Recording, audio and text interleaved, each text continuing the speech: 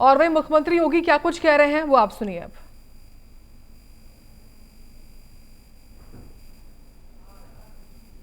अनुसंधान विभाग के मंत्री श्री सूर्य प्रताप शाही जी, प्रदेश के उद्यान और कृषि विपणन मंत्री श्री गणेश प्रताप सिंह जी, कृषि शिक्षा अनुसंधान विभाग के राज्य मंत्री सरदार बलदेव सिंह गोलक जी, कृषि उत्पादन आयुक्त श्री मनोज कुमार सिंह जी,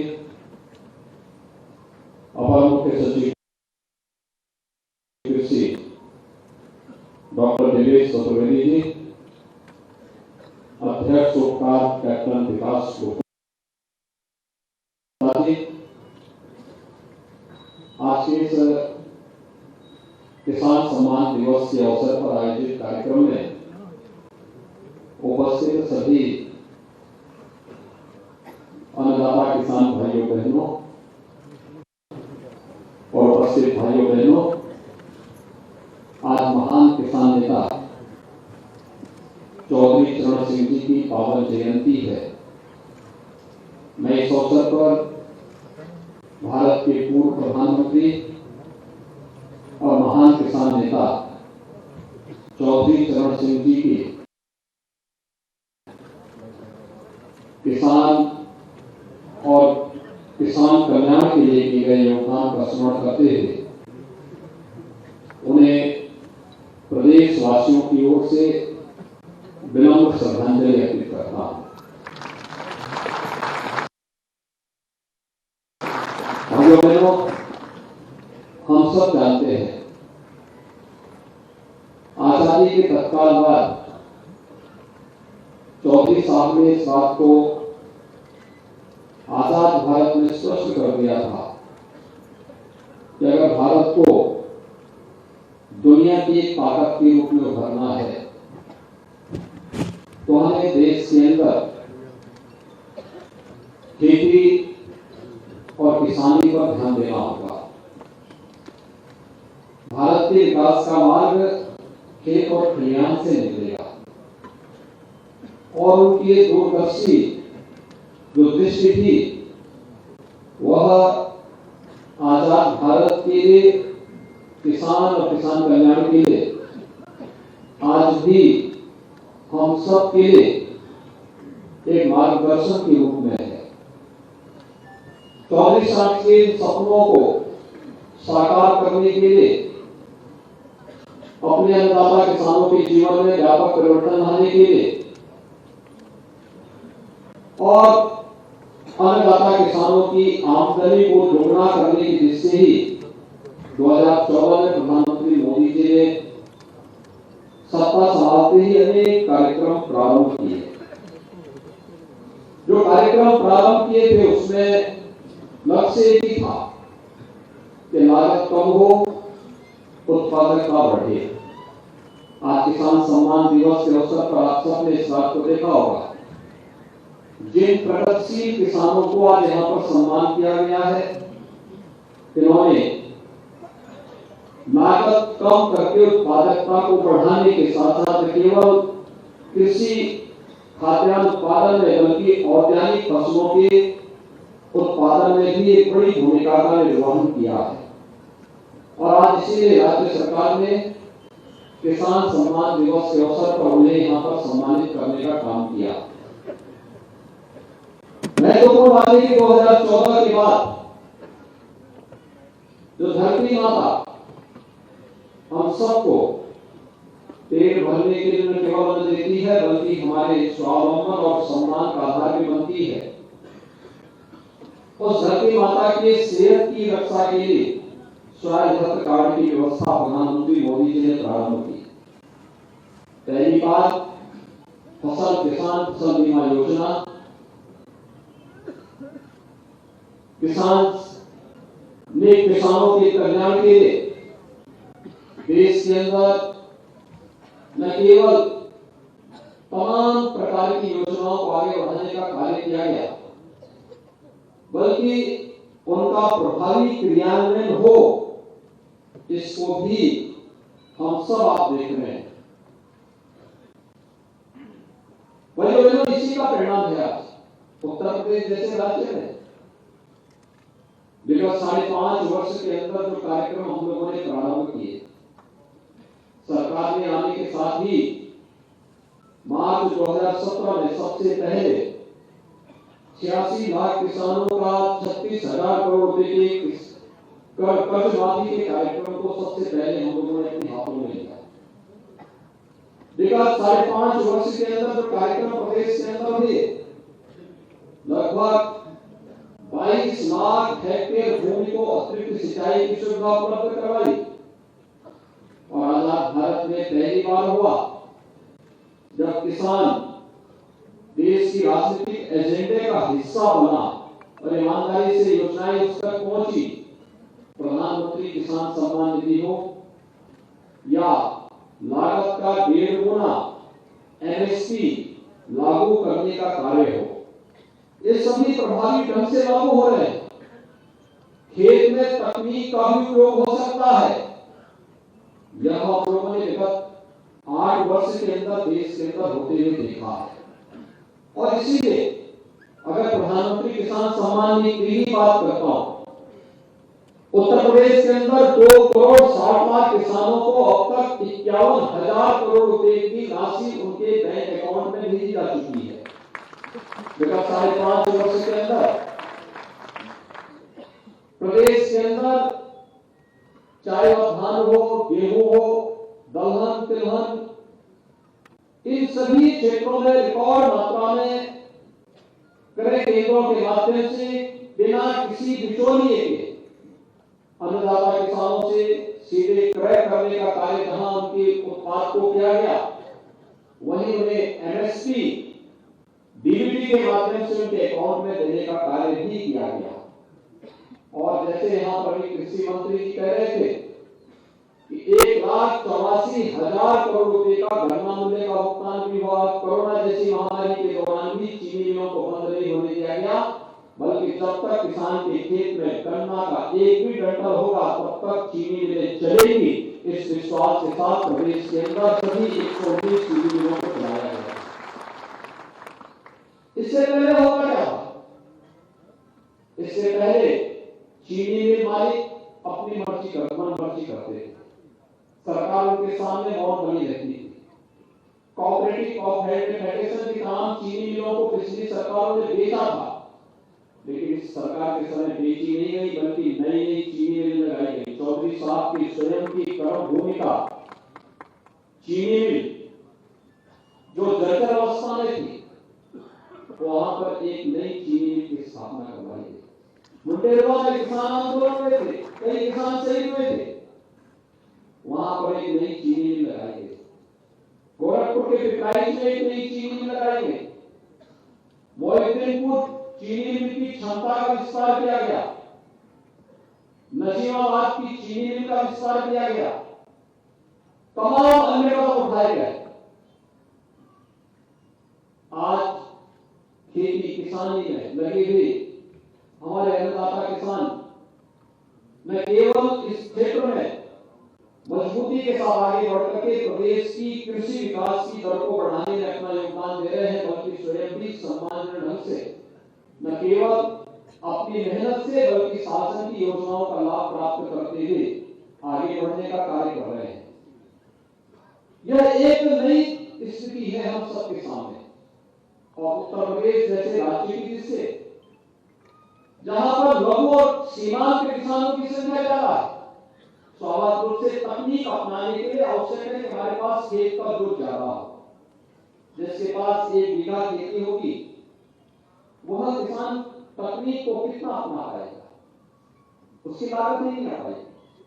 और इसीलिए कृषक उत्पादक संगठन इस दिशा में बड़ी महत्वपूर्ण भूमिका का निर्वहन कर सकते हैं। भाइयों बहनों, अगर उत्तर प्रदेश को देश की अर्थव्यवस्था की एक ग्रोथ इंजन के रूप में सबसे बड़ी अर्थव्यवस्था के रूप में आगे बढ़ाना है तो हमें कृषि विकास की दर को वर्तमान दर से दोगुना करना पड़ेगा और उत्तर प्रदेश के अंदर इसकी क्षमता है। उत्तर प्रदेश इसको कर सकता है। आप सब जानते हैं कि देश के अंदर कुल आबादी का, देश की आबादी का 16% हिस्सा आबादी का उत्तर प्रदेश में निवास करती है। 16% आबादी यूपी में है। कृषि की जो भूमि है हमारे पास वो मात्र 11% है। देश की कुल कृषि के योग्य भूमि में से 11% भूमि हमारे पास है, लेकिन जो 11% भूमि है यह देश की सबसे उर्वरा भूमि है और सबसे अच्छा जल संसाधन भी हमारे पास है। अगर हम अपने यहाँ के जल संसाधनों का उचित नियोजन कर ले, कहीं कोई पानी की कोई कमी नहीं खेती के लिए पड़ सकती। और इस 11% भूमि पर उत्तर प्रदेश का हमारा अन्नदाता किसान देश के कुल खाद्यान्न की आपूर्ति का 20% आपूर्ति केवल अकेले उत्तर प्रदेश करता है।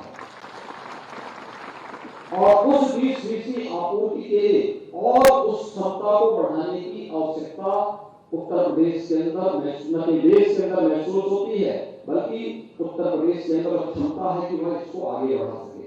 और इसलिए आवश्यक है कि अगर प्रधानमंत्री जी की मंशा के अनुरूप देश के अंदर देश की अर्थव्यवस्था को, आदरणीय प्रधानमंत्री जी ने $5 ट्रिलियन की इकोनॉमी बनाने की बात की है, उत्तर प्रदेश की अर्थव्यवस्था को इसके लिए $1 ट्रिलियन की अर्थव्यवस्था बनाना पड़ेगा। और $1 ट्रिलियन की अर्थव्यवस्था के लिए आवश्यक है कि उत्तर प्रदेश के अंदर हम कृषि विकास की दर को बढ़ाएं। और कृषि विकास दर की दर को बढ़ाने में एफपीओज और तकनीक बड़ी भूमिका का निर्वहन कर सकती है। वह आज की सबसे बड़ी आवश्यकता है। डबल इंजन की सरकार ने किसान प्रयास प्रारंभ किए हैं। आज आप देख रहे होंगे राज्य सरकार के द्वारा 4 कृषि विश्वविद्यालय संचालित हो रहे हैं। केंद्र सरकार के द्वारा 2 कृषि विश्वविद्यालय यहाँ पर प्रदेश के अंदर संचालित हो रहे हैं। प्रदेश के अंदर 75 जनपद हैं, लेकिन 75 जनपदों में हमारे पास 89 कृषि विज्ञान केंद्र संचालित हो रहे हैं। कृषि विज्ञान केंद्र 2017 के पहले जिस बेहतर स्थिति में थे, आज आप देख रहे हैं कि वहां पर हर एक कृषि विज्ञान केंद्र में कहीं ना कहीं ट्रेनिंग के कार्यक्रम किसानों के लिए चल रहे हैं, डेमोन्स्ट्रेशन होते हैं, उनके सामने बताया जाता है। और इसी में एक नया कॉन्सेप्ट आदरणीय प्रधानमंत्री जी ने देश के अन्नदाता किसानों के लिए दिया है, और वह जो दिया है वह है नेचुरल फार्मिंग मिशन का, प्राकृतिक खेती का। प्राकृतिक खेती में जो बहुत आता है, इस बार आपने देखा होगा देर से मानसून आया, लेकिन देर से मानसून आने के बाद जिन अन्नदाता किसानों ने पहले से ही व्यवस्था की थी, नेचुरल फार्मिंग से जुड़े थे, कम सिंचाई में उनकी उत्पादकता अच्छी थी, बहुत असर नहीं पड़ रहा था। अक्टूबर में इस बार मानसून आता हुआ दिखाई दिया, बहुत लेट था, और जब आया तो इतनी ज्यादा बारिश थी उस समय की उसने नुकसान ज्यादा किया। लेकिन उस सब के बावजूद किसानों की हिम्मत थी, वे उससे डटे रहे, काम करते रहे। लेकिन यह एक हम सब के सामने उदाहरण है कि अगर 1 एकड़ खेती में किसी किसान को फर्टिलाइजर, केमिकल और पेस्टिसाइड में 15,000 का एक खर्चा आता है, फर्टिलाइजर, केमिकल और पेस्टिसाइड में, तो नेचुरल फार्मिंग में जब वो खेती करता है तो प्राकृतिक खेती में यह लागत मात्र 1,000 रुपये आती है। यानी कुल 14,000 की बचत 1 एकड़ खेती में एक किसान को केवल अपनी सामान्य स्थितियों में ही आ सकता है। और उत्पादकता अगर समय समय पर हम उस कार्यक्रम के साथ जुड़ेंगे तो उतनी ही अच्छी उत्पादकता भी बनी रहती है। दूसरा, हमने इसको सर्टिफिकेशन की कार्रवाई के साथ भी जोड़ने की कार्रवाई प्रारंभ की है। हमने कहा जो ऑर्गेनिक प्रोडक्ट इससे आएगा, इसके लिए प्रदेश के अंदर हर कमिश्नरी स्तर पर एक लैब की स्थापना होनी चाहिए। साथ साथ हर कृषि विज्ञान केंद्र में भी हम लैब स्थापित करें, जहां पर इसके सर्टिफिकेशन की कार्रवाई हो वहां पर हम सर्टिफाई करें ये जो प्रोडक्ट है या प्रोडक्ट ऑर्गेनिक है, मार्केट में उसके दाम अच्छे मिलेंगे। और प्रदेश के अंदर अन्नदाता किसानों ने इस दिशा में अच्छे प्रयास प्रारंभ किए हैं। प्रदेश के सभी गंगा के तटवर्ती 27 जनपद और बुंदेलखंड के सभी 7 जनपदों में हम लोगों ने प्राकृतिक खेती के कार्यक्रम को भारत सरकार के साथ मिलकर एक मिशन मोड में आगे बढ़ाने का कार्य किया है। बहुत सारे क्षेत्र हैं जिस पर हम कार्य कर सकते हैं। इसमें ऑर्गेनिक फसलों को भी लिया गया है, इसमें अन्य वेजिटेबल आदि को भी लिया गया है। प्रदेश के अंदर हर एक क्षेत्र में हमारे पास संभावना है और खासतौर पर हमें इस बात को ध्यान में रखने की अत्यंत महत्वपूर्ण है कि वैश्विक महामारी कोरोना के दौरान जब पूरी दुनिया पस्त थी, अकेले एक सेक्टर था जो कोरोना जैसी महामारी के सामने डट करके लड़ रहा था, कार्य कर रहा था, और कृषि क्षेत्र था जिसने विकास की दर को जोड़े नहीं किया। और इसीलिए अगर कृषि क्षेत्र भी उसी प्रकार से कोरोना के सामने पस्त हो गया होता, भूखमरी की स्थिति आ गई। भूखमरी की स्थिति हमारे अन्नदाता किसानों ने ही आने दी और उसका परिणाम है कि आज हर एक क्षेत्र में एक नया विश्वास जगा है। ढेर सारी संभावनाएं हैं। हम सब फसली इसमें ले सकते हैं, ऑर्गेनिक फसलों को आगे बढ़ा सकते हैं, सब्जी आदि उत्पादन के माध्यम से और उसके एक्सपोर्ट प्रमोशन की कार्रवाई को जोड़ने के लिए हम इस दिशा में अच्छे प्रयास प्रारंभ कर सकते हैं। पशुपालन को बढ़ावा दे सकते हैं। यहाँ पर लगी हुई प्रदर्शनी बहुत कुछ संदेश उसके माध्यम से दे दी है। तकनीक के माध्यम से भी आज के समय में अन्नदाता किसानों को पेस्टिसाइड या जीवामृत हो या इनके छिड़काव के लिए उसे मैनुअली कार्य करने की बजाय अगर ड्रोन का उपयोग करते हैं, उसका उपयोग करते हैं तो ढेर सारी उससे न केवल समय की बचत होगी बल्कि उनकी लागत भी उसमें कम पड़ेगी। इन सभी के बारे में प्रशिक्षण देना, इन कार्यक्रमों को आगे बढ़ाना अत्यंत महत्वपूर्ण है। और आज जो डबल की सरकार आदरणीय प्रधानमंत्री मोदी जी के मार्गदर्शन में उनकी प्रेरणा से जिस कार्यक्रम को आगे बढ़ा रही है, उत्तर प्रदेश उस संभावना वाला प्रदेश है। और आज इस देश से जिन अन्नदाता किसानों को आज यहाँ पर जिन एफपीओ को आज यहाँ पर सम्मानित किया गया है, मैं उन सब का अभिनंदन करता हूँ, उन सबको हृदय से बधाई देता हूँ। और मेरा विश्वास है कि वे सभी प्रगतिशील किसान केवल अपने तक सीमित न रहे बल्कि अपने आसपास के अंदर कम से कम कृषि विज्ञान केंद्र और कृषि विश्वविद्यालयों के साथ जुड़ करके अन्य अन्नदाता किसानों को भी इसके लिए प्रेरित कर पाएंगे। मैं एक बार फिर से भारत माता के महान सपूत, पूर्व प्रधानमंत्री और महान किसान नेता चौधरी चरण सिंह जी को उनकी 52 जयंती के अवसर पर विनम्र श्रद्धांजलि अर्पित करता हूं। और मैं विश्वास करता हूं कि चौधरी साहब के उन सभी संदेशों को जो देश हित में है, खेती किसानी के हित में है, उसे हम जन जन तक पहुंचा करके अन्नदाता किसानों की समृद्धि के माध्यम से भारत की समृद्धि का मार्ग प्रशस्त करेंगे। आप सबके प्रति मेरी शुभकामनाएं। धन्यवाद। जय हिंद। बहुत बहुत धन्यवाद माननीय आपके प्रेरणादायी उद्बोधन के लिए। और अब बारी है कृषि विभाग द्वारा प्रकाशित कुछ पुस्तिकाओं के विमोचन की। मैं माननीय मुख्यमंत्री महोदय से अनुरोध करूंगी कि इन पुस्तिकाओं का विमोचन करें। सबसे पहले नवनियुक्त वरिष्ठ प्राविधिक सहायक ग्रुप ए के लिए सरकार की विभिन्न योजनाओं के अंतर्गत देय अनुमन्य सुविधाओं पर प्रकाशित पुस्तिका, और उसके बाद आज पुरस्कृत किए जा रहे सम्मानित कृषकों की और कृषि उद्यमियों की उपलब्धियों का विवरण प्रकाशित जिस पुस्तिका में हुआ है उसका विमोचन। ये दो पुस्तिकाएं और इसके साथ ही कृषि टेबल कैलेंडर का भी विमोचन किया जा रहा है। आज जितने भी प्रगतिशील कृषकों को सम्मानित किया गया उनकी उपलब्धियों और कृषि उद्यमियों की उपलब्धियों पर आधारित पुस्तिका और नवनियुक्त वरिष्ठ प्राविधिक सहायक लोगों के लिए पुस्तिका। बहुत बहुत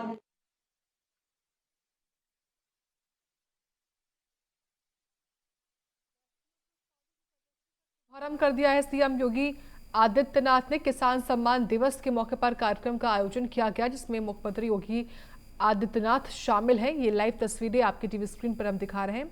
मुख्यमंत्री योगी ने कहा कि किसानों के विकास और के साथ योगी सरकार है, और साथ ही मुख्यमंत्री योगी आदित्यनाथ का संबोधन भी हुआ। सीएम योगी ने पूर्व प्रधानमंत्री चौधरी चरण सिंह को याद किया है और उनकी जयंती के मौके पर श्रद्धांजलि भी दी है। इस कार्यक्रम की शुरुआत में ही सीएम योगी आदित्यनाथ इस खास कार्यक्रम का हिस्सा, और सीएम योगी आदित्यनाथ ने एफपीओ के उत्पादों की प्रदर्शनी का शुभारंभ कर दिया है। आखिर में अपने संबोधन के बाद ये लाइव तस्वीरें लखनऊ से आपको हम दिखा रहे थे। किसान सम्मान दिवस कार्यक्रम में सीएम योगी शामिल हुए हैं। किसानों का मार्ग इस प्रदर्शनी के माध्यम से भी और आने वाले वक्त में सरकार भी प्रशस्त करे, यही उद्देश्य है। इसी को लेकर सीएम योगी अपने संबोधन में तमाम बड़ी बातें कह भी रहे थे। किस तरीके से किसानों के मसीहा यानी कि चौधरी चरण सिंह ने काम किया है और उन्हीं के पथ पर, उनके मार्गदर्शन पर सरकार भी आगे बढ़ रही है, किसानों के लिए काम कर रही है। ये सीएम योगी ने कहा है अपने संबोधन में। किसानों का विकास करना सरकार का लक्ष्य है। योगी सरकार किसानों के साथ है। हर संभव प्रयास जो है सरकार की तरफ से होते हैं किसानों के विकास के लिए। ऐसी तमाम बड़ी बातें जो है वो सीएम योगी ने अपने संबोधन में कही हैं। किसान सम्मान दिवस कार्यक्रम ये था जिसमें सीएम योगी शामिल हुए हैं। एफपीओ के उत्पादों की प्रदर्शनी यहाँ पर लगाई गई थी, जिसका सीएम ने शुभारंभ कर दिया है। मुख्यमंत्री के साथ अन्य मेहमान भी मंच पर मौजूद थे। सीएम योगी ने सबसे पहले चौधरी चरण सिंह की प्रतिमा का माल्यार्पण किया, श्रद्धांजलि उनको दी है, फूल अर्पित करे हैं। उसके बाद इस खास कार्यक्रम में शामिल होने के लिए मुख्यमंत्री पहुंचे इंदिरा गांधी प्रतिष्ठान में, और वहां पर भी पहुंचकर मुख्यमंत्री योगी ने कार्यक्रम को संबोधित किया है। एफपीओ के उत्पादों की प्रदर्शनी का शुभारंभ किया है सीएम योगी आदित्यनाथ ने।